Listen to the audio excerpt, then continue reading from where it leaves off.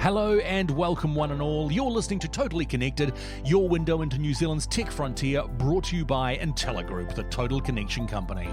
Pleasure to have you with us. I'm Jonathan Cotton, and today we're joined by Andy Bateman, Entelar Group's Delivery Domain Chapter Lead. Now, as we're recording this, it's November, or Movember, as you might know it, that time of the year when we're all encouraged to take a closer look at the issues around men's health. Now, as individuals and as organisations, there is an increasing recognition out there of the importance of mental health in the workplace, and there's something of a greater focus on creating workplaces and creating cultures where people really do feel genuinely supported when life throws them an unexpected curveball. Andy's got some great insights into this, especially around how organisations can support staff through major life events, the importance of reaching out for help when you need it, and what we can all do to better support our colleagues, when they're facing challenges of their own. There really is lots to talk about, so let's get into it. Welcome, Andy. Thank you so much for joining us today. It's really good to have you on the podcast. Thank you for having me. It's good to be here. Oh, the pleasure is absolutely all ours, Andy. Now, the way we usually start these things is with a little bit of your professional background. Now, I understand you've always been a bit of a tech guy. Oh, absolutely. Primary school, playing with the first computers in our classroom and spending my whole lunchtime playing on the computers. That's been my life so far. Oh, yep.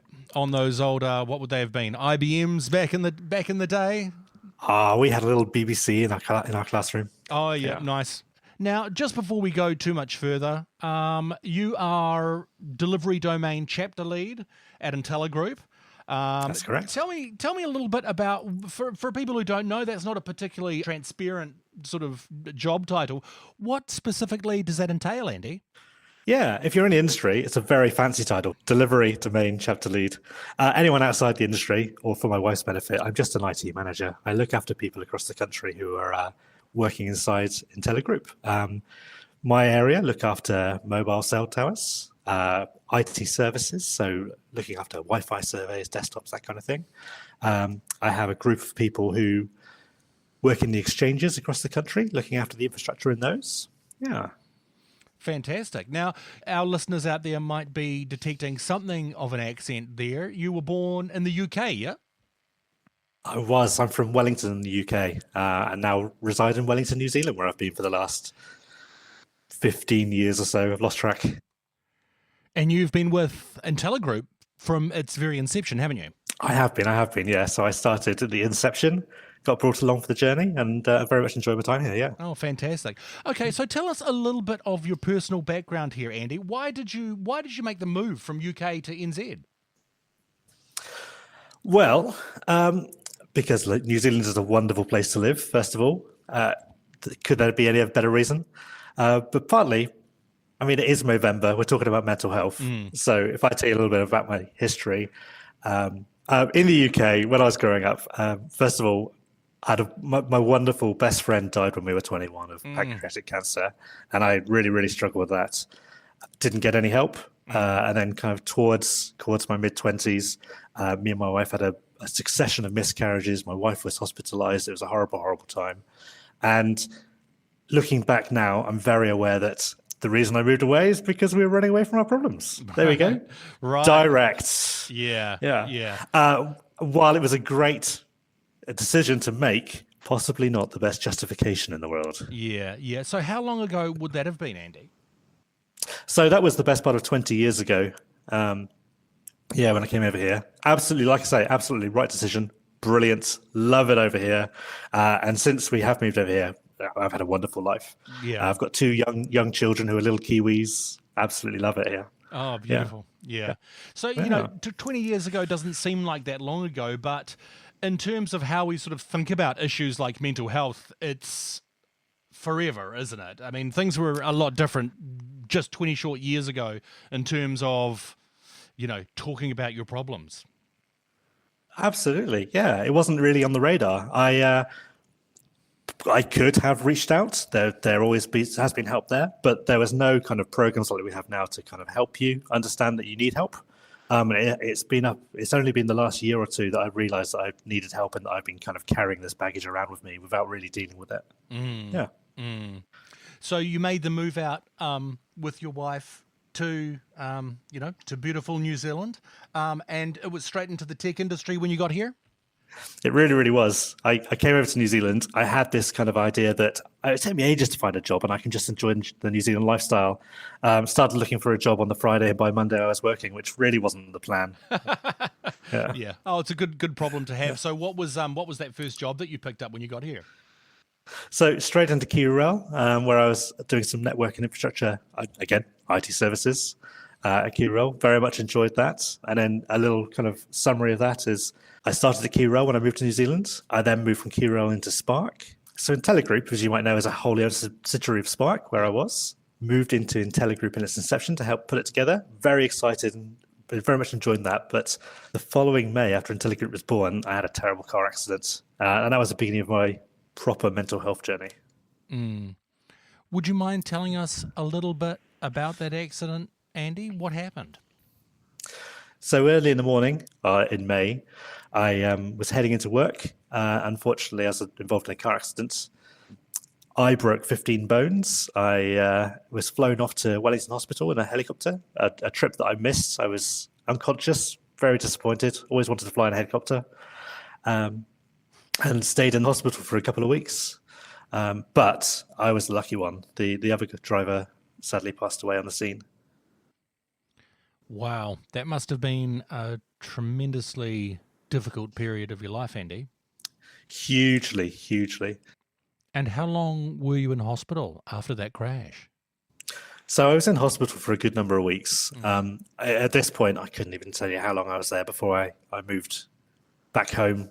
While I was in hospital, my wife and all of our friends completely moved the house around so I could come home. I had to wait for that. And then when I did get home, I spent a good number of months in bed, convalescing, thinking about my mental health, thinking about spending far too much time inside my head.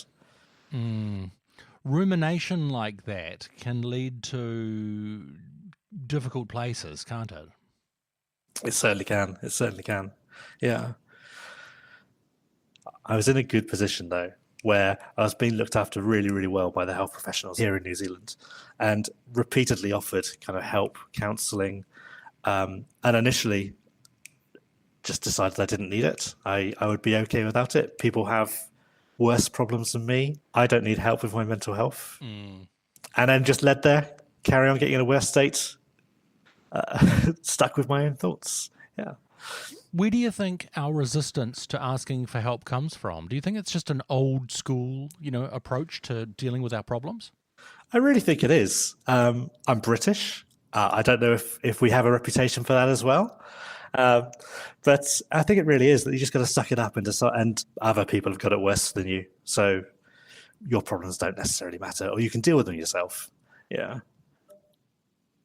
So I'd been home for a good few months. I hadn't really slept since the accident. I was very sleep deprived. I was really struggling in the middle of the night when I was on my own, and things always feel worse in the middle of the night. And there was a point when my wife said, "You need some help," and I accepted it. I agreed, and then got it. Thank goodness for her. So what were the first steps you took towards getting help? It was as easy as just making a phone call that morning. And I had help straight away. I was really, really fortunate that way, but it doesn't mean it's any harder for anyone else to try and find help. Great. So what form did that initial help take? Was it a conversation? That help was an immediate kind of conversation with a counsellor who was available, who dealt with road traffic accidents. She knew exactly what to talk about. She helped me. I was quite reluctant to talk for a couple of weeks. And struggled a little bit opening up, possibly again, very British.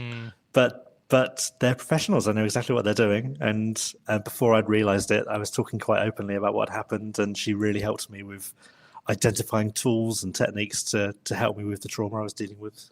Not just the trauma I was dealing with, but the physical pain and just the absolute state I was in. Yeah. It's interesting that you were reticent to, speak up in the beginning there. I suppose they're the experts at drawing that sort of stuff out of you, aren't they? I really think they are. I think there's probably, in hindsight, looking back, I think there was a good few wry smiles there where she knew exactly. I wasn't being forthcoming. I was telling her exactly what I thought she wanted to hear. But they know how to deal with you. Yeah. Yeah, I bet. So what were your feelings during this time about returning to work? One of my biggest problems was desperately wanting to get out of bed and get back to work. I was so keen to kind of get back to what I thought was normal and be back at work, be around people, getting on with my job. I really did enjoy my job. Some of the great support I got from my co-workers at EGL was them telling me that I was coming back to work far too early and to just go home again, please. I'll give you a lift. Brilliant. Yep. So that was around September this year, yeah? So that's right. A good 18 months before I was back to work full time. And during that time, EGL were fantastic. They looked after me. They looked after my family. At the point when I had the accident, all my co-workers and friends and family, all my co-workers would send me food, freezers full of food. And I really did feel cared for. Oh, that's nice to have that support, I bet.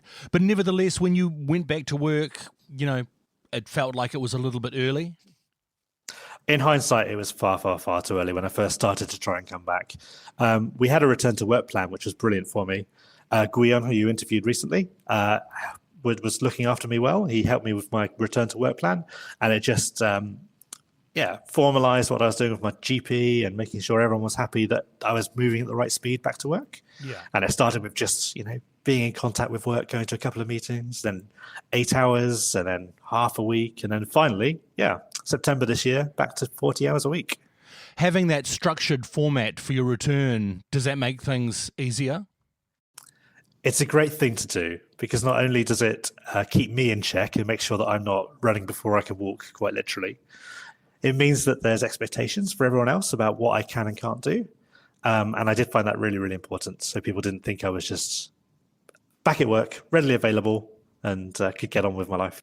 And Entelar Group offered you, specific support throughout this time? Well, as soon as I was back in the office, or even before I was back in the office, they'd identified what I needed, talked to my physio, talked to the people around me about what I could do, what I needed. So put in place equipment, desking, made sure that I was comfortable coming back to work, helped me a little bit with transport. So really looked after me, yeah. And again, when I came back to work and I shouldn't have been there, they just told me to go away, yeah. That's great to have that sort of understanding there, isn't it? Now, what kind of support from mental health does Entelar Group offer, just in general? When you and I were speaking earlier in the week, you mentioned the Mahi Tahi program, yeah? So we do. We really do care about people's mental health. We do as much as we can to kind of support people. We have a program across the whole of Spark Group, but inside EGL as well, called Mahi Tahi Coaches. And it's a collection of people across the country who you can go to at any point and say, look, I need help. And they will talk to you, identify what your needs might be. And they have a little bit of coaching to help you through that and point you in the right direction of the help that's available. Right. And the Mahi Tahi program, that's a Spark initiative, isn't it? So the Mahi Tahi program is a Spark program that Entelar take part of as part of Spark. Yeah. And we have a couple of Entelar Group staff who are Mahi Tahi coaches. Yeah, it sounds like a fantastic program to have in place. I guess the $64,000 question here is, for others who may find themselves facing their own challenges like this, what advice can you offer them? So firstly, while there are tools out there, the first thing to do is just find someone to talk to. It's important just to reach out. And if you're the person who's seeing your coworker, your friend struggling, reach out to them. That's really the first thing I'd advise, is just start talking about it, or looking for help, realizing that your problem is unlikely to be unique. And by realizing that, you have a whole plethora of people to talk to. We do have the Mahi Tahi program. We also have Clearhead, which is an organization outside of Entelar Group that provides services to businesses like ours. And I would advise any other businesses to make contact, see if they can make use of their services so they can look after their staff as well. That's good advice there, Andy. Hey, now, one thing I just want to touch on is I understand that Entelar Group had a special breakfast for Movember recently, yeah? We did. Monday morning, we all got together at 7 or 8 in the morning, depending on how early a rise you are. And across the country, we got all our teams together and had a morning breakfast, which was fantastic. So we enjoyed some eggs and things together. And then we had some speakers who talked mental health. not just for men. We had Guion, who did a fantastic 10 minutes on testicular cancer and how to check for that. Oh, yeah. And very insightful. We were lucky enough that there was some wonderful weather for us and had a great morning. We also had the opportunity to judge our Movember moustaches. I have taken part. I know this is a podcast, but if you see a photo of me, it's a struggle. I don't really do facial hair, but I've been trying my best. Good on you, Andy. Movember is the great revealer in that respect, isn't it? But it hasn't stopped me trying to raise some money. Yeah. It's a good thing to do. Well done. Well done, Andy. So, we talked about how individuals can support each other. What advice do you have for organisations out there who may be looking to sort of better support staff? You mentioned getting in contact with Clearhead. Is there, is there other things that you'd recommend as well? Just realising that it's an important thing to do. Businesses are made of people, and you want to get the best out of your people. And if people are unhappy or struggling, then your business is going to suffer. So not only is it a great thing to do on a moral basis, but it's a great thing to do from a business point of view as well. And companies like Clearhead, there's some others around, will help you with that and make sure that you're looking after your staff. What's helped you the most throughout all of this, Andy? So what's really helped me is listening to the people around me who's given me advice. There's all manner of books around cognitive therapy and the happiness trap and ACT, if I want to talk about a few different mental techniques it might be worth reading up about. But there's all this, there's so much material out there. And it's very easy to dismiss, even the kind of the mindfulness and spending 5 minutes in the morning in silence or working on your breathing. It's genuinely helped me. I'd also say that I spent a long time thinking people had bigger problems than me and not wanting to talk to people about it or not thinking people were interested in what I had to say. Don't make that decision for them. If you think that you might need to talk to someone, you probably do. So reach out, and then other people can make that decision. And I'm sure it won't be, now you're being an idiot, go away. That can be a real fear, can't it? Absolutely. I really did think that if I reached out to people, they'd be telling me, I don't have problems. Other people have got bigger problems. It's all in my head. Just get on with life. And not one person said that to me. Everyone was happy to listen, to point me in the right direction. And I want to be able to do the same for other people. Nicely put, Andy. Now, how are you at the moment? You've been going through physical therapy. How are you adjusting to your new normal? The physio and the counselling I'm still doing are hard. It's hard. By 18 months later, I really felt like I'd be back to where I was beforehand. And clearly that's never going to happen. This is a new normal. This is my new normal. I can't do quite as much as I could before. I get exhausted a little bit earlier than I used to. But I've learned a lot through this experience as well. So one thing that we haven't touched on that you mentioned last time that we should bring up is that while you were taking time off, you recognized that there was an unexpected benefit to taking time off. What was that, Andy? Tell us.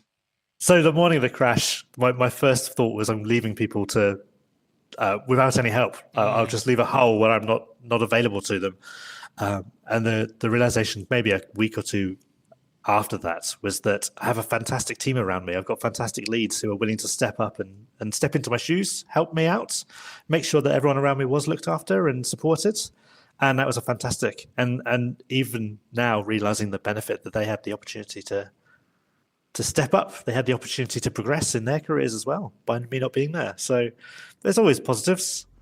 There's always benefits. There's always a silver lining. Beautifully put, Andy. That's a wrap, folks. Thanks, Andy, for joining us today. And thank you, too, to our listeners for tuning in. If you like what you've heard here, please like and subscribe if you haven't already. And drop us a line with your feedback, topic ideas, or anything else you'd like to get off your chest. I'm Jonathan Cotton. This was the Totally Connected podcast brought to you by Entelar Group, the Total Connection Company. Till next time, thanks for listening. See you in a bit.